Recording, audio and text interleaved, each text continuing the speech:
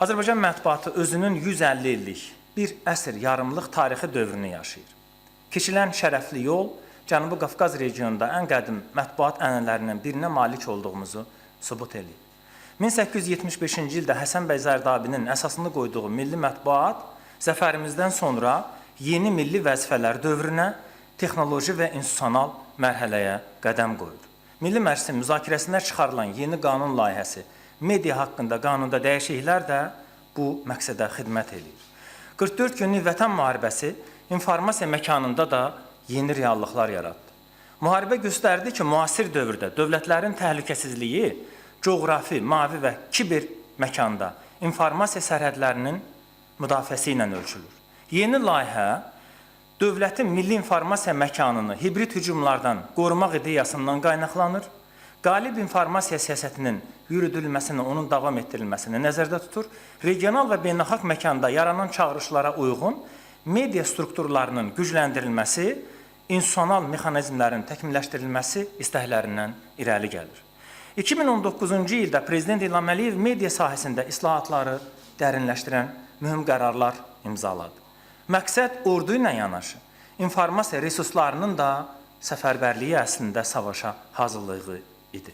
Ali Baş Komanda müharibənin ağır günlərində həm də informasiya məkanında xüsusi təyinatlı missiya ilə verdiyi 33 müsahibə düşməni siyasi cəhətdən tərksilah elədi. Qələbəmizin legitimliyinin qəbulunda müstəsna rol oynadı. Lakin zəfərdən dərhal sonra döyüş meydanlarında məğlub olanlar ölkəmizə qarşı hibrid və dezinformasiya savaşını daha da gücləndirdilər. Ona görə də tarixi qələbəmizi qorumaq üçün dövlətimiz media sahəsindəki institusional arxitekturanı gücləndirməyi qərara alır. Prezident İlham Əliyev medianın inkişafına daim yüksək qayğı və diqqət göstərir.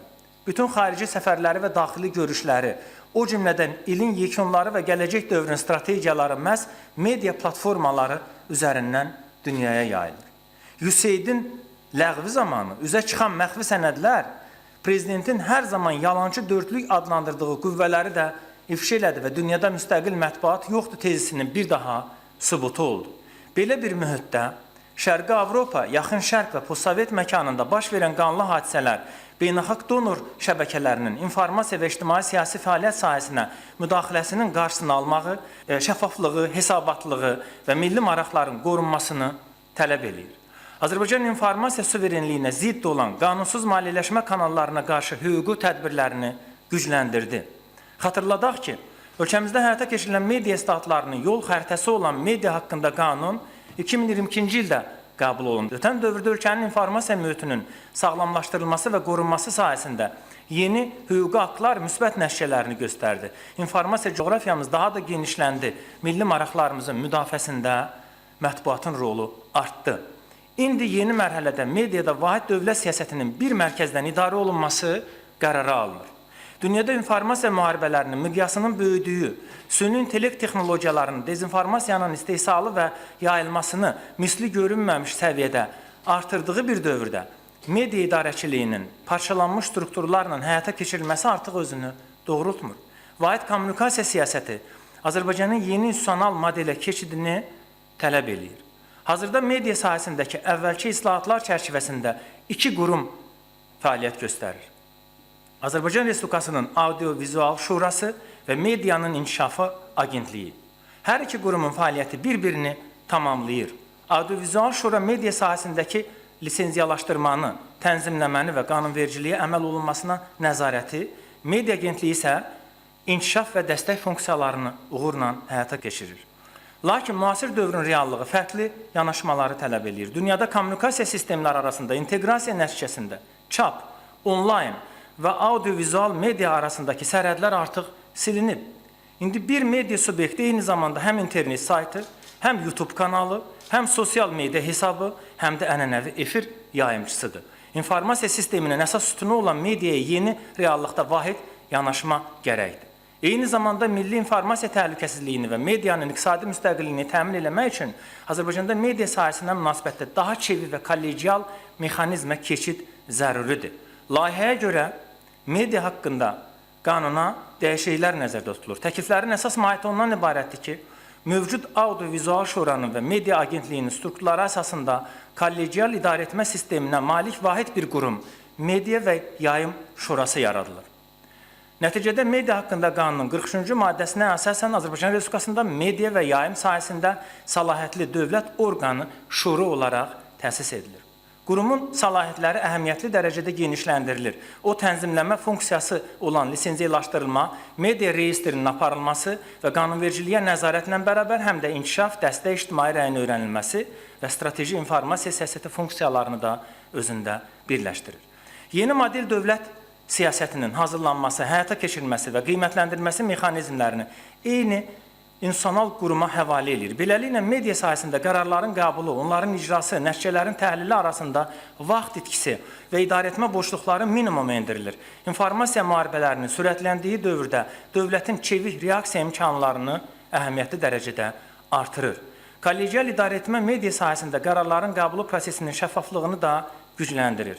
Şuranın sədri və 2 sədr müavini olacaq, nəticədə idarəetmənin daha geniş kollegial əsasda idarəçiliyi mümkünləşəcək. Model dünyanın aparıcı ölkələrində artıq uğurla tətbiq olunur. Böyük Britaniya Ofcom Communication Office kimi yayımın tənzimlənməsi, rəqəmsal media mühitinin nizamlanması və media istifadəçilərinin maraqlarının qorunması bir qurumdadır. Fransada da artıq onu ümumi adı ARCOM abreviaturasını səsləndirirəm, eyni sektorun tənzimlənməsi və rəqəmsal platformaları vahid bir əldə cəmləşdirir.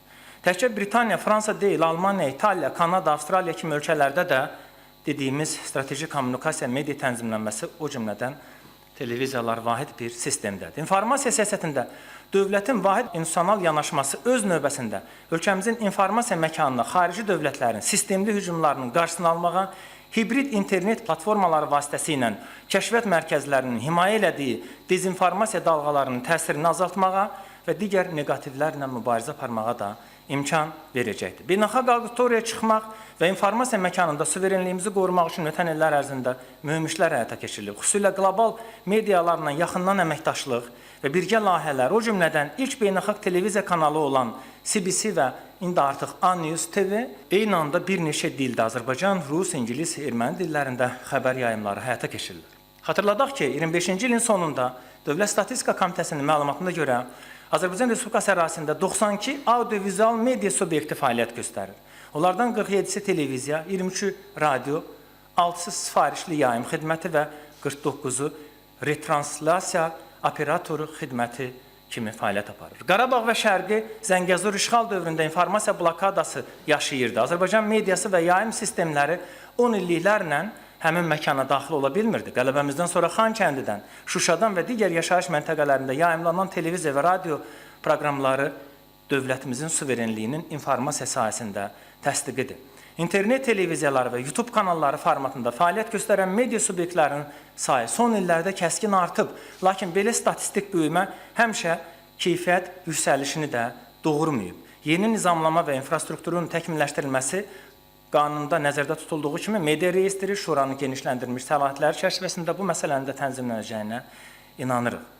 Nəhəng indi artıq məlumat bazaları, monitoring sistemləri bir qurumda cəmləşdiyi üçün efir, çap, onlayn segmentini vahid real vaxt rejimində onun analitik işlərini də həyata keçirmək mümkün olacaq. Və nəhayət yekunda Cənab Prezidentin beynəlxalq media platformalarına, ümumiyyətlə informasiya siyasətinə verdiyi önəm Şuşa qlobal media forumlarında dəfələrlə xüsusi vurğulanıb. Ölkə başçısı beynəlxalq media diplomatiyasının mərkəzinə çevirdiyi azad torpaqlarda keçirilən çoxsaylı görüşlər və tədbirlərdə milli mətbuatımızın inkişafından razılığını ifadə edib, amma eyni zamanda deyib ki, Azərbaycan bu informasiya müharibələrinin hədəfindədir və biz daim onlara cavab verməliyik. Dünyanın müxtəlif ölkələrindən jurnalistlər, ekspertlər həmin tədbirlərə qatılır və qlobal media gündəliyini Azərbaycan təsir edir. Yeni media və yayım şurası da həmin beynəlxalq kommunikasiya siyasətinə əminik ki, töhfə verəcək və Azərbaycanın post-müharibə dövründə qurduğu yeni dövlətçilik modelinin informasiya sahəsində davamı olacaq. Yəni, Qarabağda,